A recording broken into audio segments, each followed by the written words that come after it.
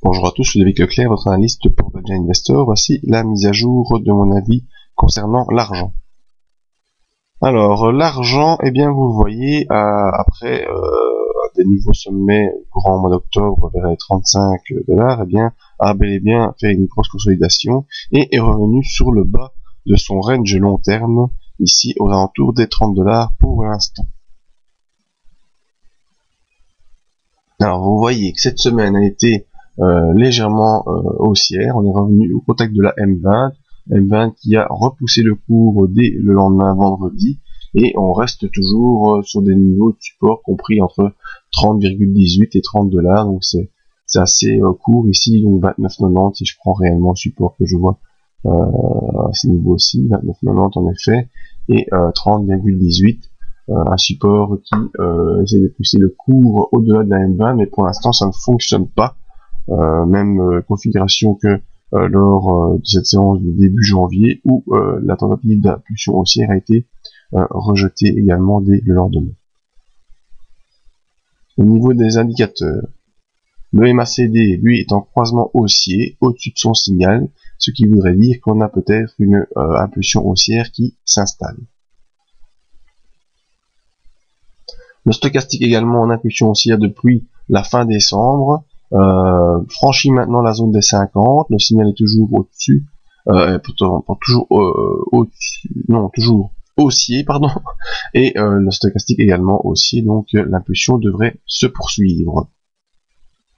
Au niveau du RSI, on avait ici une ligne qui faisait office de résistance, qui était une ligne baissière, et on voit que le RSI augmente légèrement et a même franchi cette ligne de résistance oblique pour revenir dans la zone neutre, ce qui veut dire qu'il y a une diminution de l'impulsion baissière qui était en cours. C'est pas encore une accélération haussière, mais en tout cas c'est un ralentissement très très fort de cette pression baissière. Important également les volumes. Vous voyez que malgré tout les volumes restent sur le moyen terme toujours baissier sur l'argent, même si ici on a un point bas plus bas que le précédent. Vous voyez, malgré tout c'est pas encore vraiment l'engouement qui se fait sur ce contrat futur de l'argent. Alors qu'est-ce qu'il faut attendre? Eh bien, à surveiller, ce serait le passage au-dessus de la M20 confirmé et un retour au-dessus des 30,94 $ qui pourrait permettre de repartir en impulsion haussière.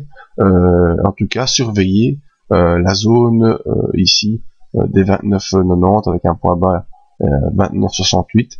Donc la zone 29,68 est la zone 30,18 qui est le support actuel. Cette zone ici qui ne doit pas être franchie, auquel cas, je vous rappelle, on sortirait du range haussier moyen terme qui est matérialisé ici en bas par ces deux lignes obliques et en haut par cette ligne noire. Donc si on sort de cette zone, eh bien c'est vraiment un retournement moyen long terme qui se fait, et il faudra en refaire toute une autre analyse avec d'autres conséquences. Donc actuellement, tant qu'on reste au-dessus de cette zone, avec les indicateurs qui sont en tentative de retournement haussier, en tout cas qui sont en retournement haussier mais qui n'arrivent pas à pousser le cours, eh bien restons attentifs sur un probable rebond à venir sur l'argent.